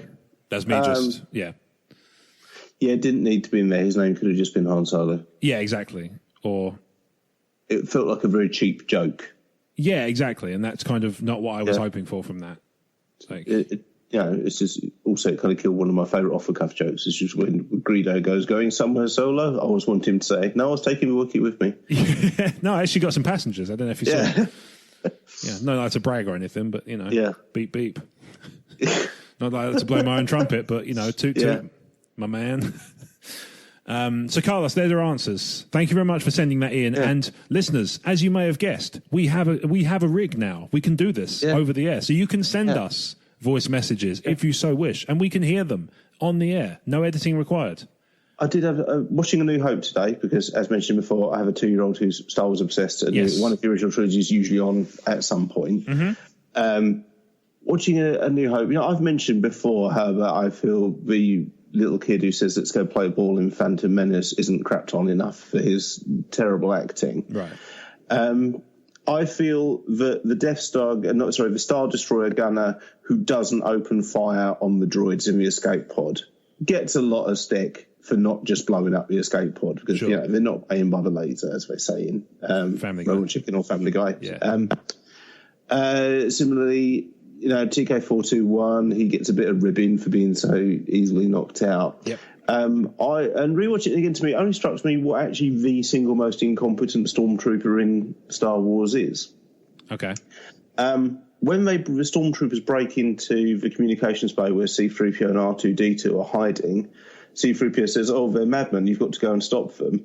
The stormtroopers rush off to go and find these people, leaving one guy standing behind to keep watch on them there. Mm-hmm. C-3PO goes up to him and says, is it right if I take the droid and go out of here? And the stormtrooper says, yeah, sure. Yeah. He was literally ordered to stand there and guard the droids. Yep. And as soon as the droids, which again, in the Star Wars universe is like taking orders from a toaster, is saying to him, is it right if we leave? And he goes, yeah, sure. Yeah. You can sort of see why Stormtrooper performance review time. Yeah, it's like that Holy Grail bit of, right, we're to stay here unless you or anyone else comes get him. No, not anyone else. Oh, sorry, just me. Okay. Yeah. What? Interesting. I just wanted to be there when his sergeant got back. He's like, what are you guarding? I was guarding the room. I wasn't telling you to guard the room. I was telling you to guard the droids. Like, oh, no. Yeah, is this a disciplinary? Yes, Steve. I think it is another disciplinary. Oh, it's a disciplinary, Steve, and we both know why. It's about the droids, yeah. Yeah. Incidentally, I decided that the only reason that I would ever go down the route of pirating is if they announce Suspicious the Hutt for Kenobi. Yes, totally. If they announce a Suspicious the Hutt crossover cameo or something along those lines, I'm all in, baby. Yeah, even if he's in the Mandalorian. Yeah, absolutely. Yeah. That could still work. And actually, maybe that's better. Yeah. I don't know. You're not IG-88? Are you sure? Yeah. Wait a minute. But you look just like him. Robot racist. That's the theme tune I'm working on. I don't know what for yet. I'll figure it out. Yeah. Stop working on, we mean use it 4 notes to which of us saying. Anyway, we hope you've enjoyed this episode of Talk Star Wars 182, the one with stuff to talk about, the one with news. Hopefully it'll be another D23 next weekend, and we can do this again. Yeah, D24 is already looking stacked. Yeah. But yeah, as like I say, I touched on it a minute ago, but just to reiterate, we can now receive your audio messages. I have the technology, and it turns out I had the technology for quite a while, couldn't figure out how to make it work. That ship has sailed. We are now in the harbour of voice message ability. So, podcast@emotionally14.com is the place to send them. That goes for written questions too. If you're a fan of the written word, as are we all, then you can send them in that way too. You can also tweet at emotionally14, message the Facebook page. What? What does that even mean? What? We're all fans of the written words. Yeah. You're an author. Yeah. Well, yeah, I'm not a fan of myself, though. Fan of the written word, though. Surely you must read other books. I'm one of the few people you've met who've written more books than they've read. I know that's not true. I think I've read more books. You've read more books than you've written while I've been there. Yeah, that's true. Yeah. Bloody rude. Stood there awkwardly while you're just reading away. And I'd start talking, you just hold a finger up. So, podcast@emotionally14.com for Talk Star Wars questions, whether that's now in written or audio form. Up to you. Yeah, or video. No, come on, man. I just got audio working. Give me a week of just enjoying that. Just give me a week of feeling good about myself about that. Morse code. That won't work. No. Because I can't decode it. Okay. Yeah. Well, it's worth a try. Yeah, that's fair. So, yeah, audio or written questions. Only. I suppose. Well, it's more about file size now I think about it. Yeah, I guess. Yeah, because I theoretically could make video work. You just wouldn't be able to see the video as they were talking. Yeah, it's just an unnecessary third step, really, isn't it? Yeah. So yeah, no, just go. We're big fans of written word, but we'll also accept audio. Exactly. Or you can set up a YouTube channel and just give us a link. Send us an unlisted link. Yeah, just an unlisted video. No, let's not do that. I feel like this point you might have just written an email. Exactly. It just seems unnecessary. Yeah. I don't know why you've gone to all this trouble. If you want to get your questions in, then that's the place to do so. We record on a Thursday UK time, so if you want to get your questions in, that's your deadline for the episode of that week. So if you write in, as Vesuvi, James and Carlos have done, and you don't hear your question that week, it's because it just comes too late, and we try our best to sort of accommodate everyone, and we can't always. And, that hasn't happened this week, thankfully, but, it's been known. So podcast at emotionally14.com, emotionally14 or Talk Star Wars on Twitter, Facebook, Instagram, any of those places we're accessible for messaging, for questions for the show, feedback, whatever. If you want to email with feedback specifically, just send it to rob at emotionally14.com and, whatever you want to say, just get let's just have a dialogue. I talked about it on Twitter. I talked about Twitter on Twitter the other day. There's a lot of, I make a point of saying this quite often, but I'm going to reiterate. You can literally email me about anything that's on your mind when it comes to this stuff. If you have thoughts on the show, just feedback about how you might, what you really like or what you might do differently. If it was up to you, just send it over. The worst I'm going to say is I'm not going to do that. I'm never going to give you grief for it. You've taken the time to write in. It's very kind of you. So, rob at emotionally14.com for that stuff. Podcast at emotionally14.com for the show on air stuff. So, Brad, speaking of social media, where might people find you if they want to do so? If you want to do so, and if you want to get more of me than you get just on the average Talk Star Wars show, then you can also find me talking Star Wars tabletop gaming on Fire When Ready, Adventures in Star Wars Tabletop Gaming, which you can find on emotionally14.com and on Emotionally14's YouTube channel. And you can also follow us on Facebook and Instagram at Fire When Ready UK. If you want to listen to my words of wisdoms, see pictures of my toddler, and just generally engage with me in bants, then you can do so on Facebook at facebook.com/Brad Harmer Barnes. If you want to hear me moaning about music or comics or whatever I've been up to this week, then you can follow me on Twitter at RealBradHB. If you want to see some more sporadic posts and just general info as what I'm up to, then Instagram's probably the best place to do that, which is also at RealBradHB. If you like big monsters and historical fiction, then you can, of course, also pick up my books from Audible and Amazon. Yes, you can. And if you go to emotionally14.com, in every Talk Star Wars post, there is a link. And if you click that link, you'll go to Amazon. And if you go to Amazon, you can buy the books. And if you buy the books, you will like the books. Can confirm. In the house that Especially Jack if you're a fan of written word. In the house that Jack built. I can be found on Twitter and Instagram at RobWadeVision. And if you're dealing with Talk Star Wars and Instagram, Talk Star Wars and Emotionally14 on any of the social media platforms, more than likely you're talking to me, unless it's YouTube, in which case you're talking to either me or Brad. Yep. And anyone else last words, possibly Brian. Oh, yeah. You didn't, did you? I can't remember the last time I saw Brian. Anyway, I would be remiss, as always, if I didn't mention the Star Wars Commonwealth Podcast Network. 8 wonderful outlets that produce quality Star Wars content, sometimes as frequently as every week, sometimes multiple times in a week, if you're on their Patreons and stuff. So in addition to Talk Star Wars, we're joined by the Tumbling Saber, Generation X-Wing, the Nerd Room, Rogue Squadron Podcast, the San Diego Sabres, Retro Inc., and the Sandcrawler Cast. I didn't mention Patreon, but I should. If you like Talk Star Wars and you think to yourself, what I love about Talk Star Wars is if it would be without ads in the middle or at the end, depending on how long the episode is. I vary it up. I change it up. I still haven't seen a quiet place. No, fair. I think it's long gone from the ad reel now. But it did feel like it was in there quite a lot at one point. But, maybe it's a slow news week. Who knows? Yeah. Slow releases for DVDs that week. It was just A Quiet Place in 8 different formats. Yeah. It felt like it. Yeah. Picture Laserdisc. The fact is, for some reason, it was also running the same advert back to back twice. It was. Yeah, I know exactly why that was. It's very. It would be very boring for the listeners, but I know the answer if you want everyone to hear it. So every week I was just messaging you going, I understand A Quiet Place is available to buy. It was. And they wouldn't let you forget it. So, if you want to get an ad-free version of the show and also it's a nice way to kind of help us out by contributing to our running costs and, doing things like website hosting and all that stuff, obviously is not free, and it helps us to offset the cost. Yeah. Patreon.com/Talk Star Wars is the ad-free feed that you will get in return for your patronage of as little as $1 a month. Bargain. Absolutely. Like, you can lose $1 a month and not care. I know. Exactly. Why not lose it with us? Yeah. What's that in a Bitcoin? Nothing. It's next. It's so little. Yeah. Like, it's not even funny. I mean, give it a few hours, and it might be back down. It might be down to the point where it's like, actually, it's one. It's 1-to-1. At which point, I will be buying. I don't care, just so I can say I've got loads. But you can go to patreon.com/Talk Star Wars, little as $1 a month, and in your return, you get an ad-free version of the show, and you get the show a couple of days earlier. It drops on a Saturday UK time as opposed to a Monday. Double whammy. We also do the occasional sort of side show.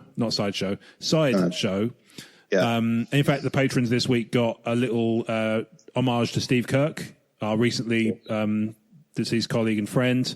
Rob Cast had the pleasure of podcasting with him live at Celebration, and so patrons got a copy of that to enjoy. Oh, so that's the kind, little bits and pieces like that we try and kind of put out when time allows and when the situation allows. Obviously, this one was a particularly unfortunate one, but we also put out a couple of side pieces. So like TSW Comics and the Roundtable, and you get those a little earlier as well, and they're also ad free. So, and in fact, with those, you get them a week earlier when they drop. So, we try our best to kind of, we do as much as time allows, and we try our best to kind of put a little bit extra in there. And what we tend to offer is kind of timed exclusivity and ad-free feeds, which is, some people like that a lot. So hopefully that's you. And if it is you, patreon.com/Talk Star Wars. Hello there. Thank you very much for listening to Talk Star Wars this week, episode 182, the week where there was news. We will see you next week for episode 183, and hopefully we'll have questions to replace the fact that there is no news, because by then I would suspect there will be no news. I don't want to have to talk about diverting urine again for a second week. No, indeed. That we really, if we can avoid that, I'll be a happy man as well. Thank you. Yeah, indeed. So anyway, thank you very much for listening to Talk Star Wars episode 182. We will see you next week for episode 183. In the meantime, check out emotionally14.com for any other bits and pieces, including Far When Ready Adventures and Tabletop Gaming. Until next week, be good to yourselves, be good to each other, and as always, may the Force be with you.